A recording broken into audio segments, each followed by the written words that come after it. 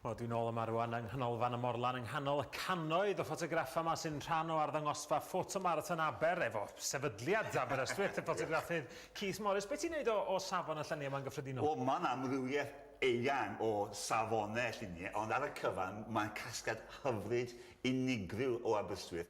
Be neidio'r gwahanol ffyrdd mae pobl wedi ymateb i'r themau? Wel, mae rhai pobl wedi ymateb yn ffordd conventional eitha straightforward, a rhai pobl wedi mynd yn mwy haniaethol, wedi chwilio am onglau diddorol gwahanol, a wedi mynd ati a meddwl am ddyfnach, meddwl mwy agored, meddwl mwy gwahanol ar y themau. Keith, pan bod y llun yma wedi dal dylygadu? Wel, llun gan Gareth Lewis Hughes o Bellech ar y thema edrych i mewn. Llun o ddynes edrych mewn i ffenest siop. Mae wedi ddehongli'r thema yn berffaith, wedi cael hynny yn y lle cywir i ddechrau, a wedi ddal y foment lle mae'n troi am eiliad yn union mewn i'r siop, a mae'n clico'r camera a mae'n llun berffaith ar y thema.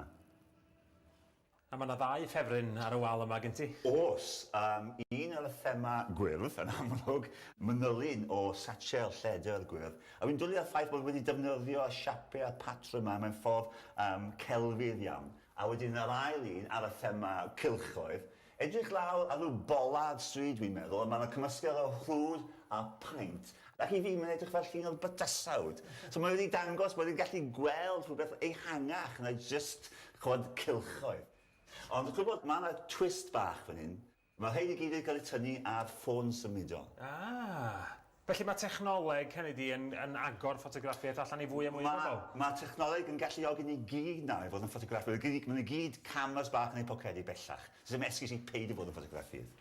Wyt ti'n credu bod ffotograffiaeth yn gyffredinol yn cael digon o sylw fel celfyddyd yn ddweud? Mae'n cael mwy o sylw nawr na godde. Mae'n mwy o orielau sydd yn arbenigo mewn ffotograffiaeth a mwy o cyfleuon i pobl i arddangos i lluniau nawr. So mae yna mwy o statws i ffotograffiaeth fel celf a fel chrefft.